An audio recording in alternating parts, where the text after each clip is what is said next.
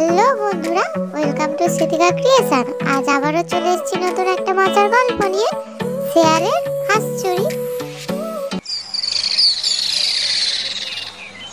মিঠাপুর নামে ছোট্ট একটি গ্রাম ছিল। সে গ্রামে এক চাষি বাস করত। সে ধান চাষ করত আর খামার করে তার জীবিকা নির্বাহ করত। তার বাড়ির সাথে হাঁসের ছোট্ট একটি খামার ছিল। পাশের একটি জঙ্গলের ঝোপে একটা শিয়াল থাকত। চাষির হাঁসগুলোর উপরে তার শিকারের নজর পড়ে। সে হাঁসগুলোকে চুরি করার সুযোগ খুঁজে। সে বলল, ওরে কত বড় বড় হাঁস! আমার খাবারের জন্য আর বেশি কষ্ট করতে হবে না। প্রতিদিন রাতে একটা করে হাঁসকে ক্ষুধা মেটাবো। আজ রাতে একটাকে ধরে খাবো।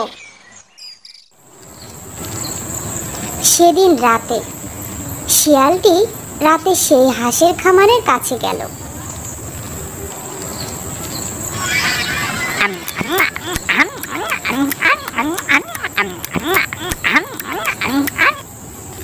ওহ, কি তাজা তাজা হাঁস! আরো একটা ধরে খাই। না থাক, প্রতিদিন একটা একটা করে খাবো। এতে চাষিও বুঝতে পারবে না। পরের দিন রাতে শিয়াল আবার গেল হাঁস খেতে।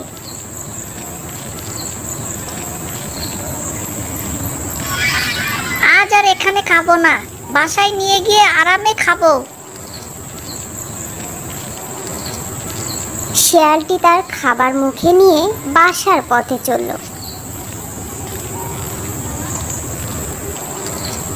সে জঙ্গলের পাশ দিয়ে যাচ্ছিল। চলার পথে সে একটা বাঘের মুখোমুখি হলো।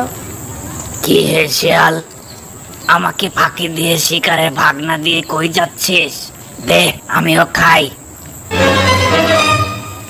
দূর মিয়া, বাঘ আবার হাঁস খায় নাকি?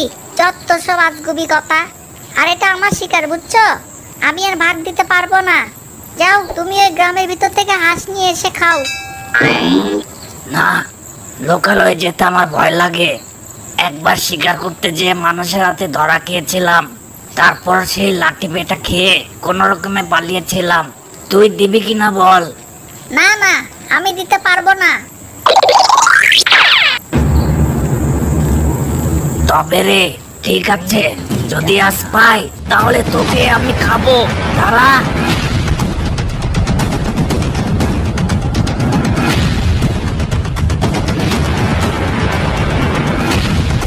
তারপর বাঘটি শিয়ালকে আর ধরতে পারল না।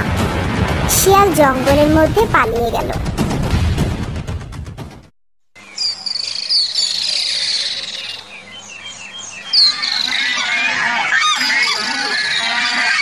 তার পরদিন সকালে চাষি তার হাঁসগুলো কম দেখে অবাক হলো।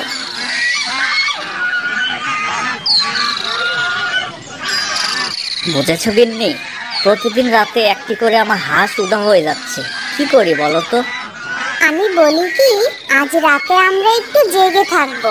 তারপর দেখি কে আসে। যে আসবে তাকেই আমরা লাঠি পেটা করব। ঠিক আছে, তাই করব। যে আসবে তাকে আমরা ধরবো, বুঝছো?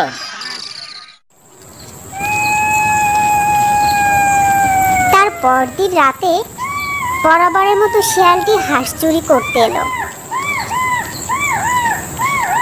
আর ওদিকে চাষি আর তার বউ ওত পেতেছিল তাকে ধরার জন্য। কি যে মজা! এই যে মেঘ না চাইতে বৃষ্টি।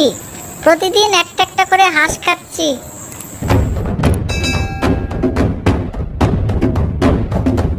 তবে রে বেটা শিয়াল, তুই ওরে বাবা আজ রে, তোকে আর ছাড়বো না। বেটা, তুই ওরে আমার বাবা হাঁস রে, শিকার করে আমি খাস। গেলাম রে।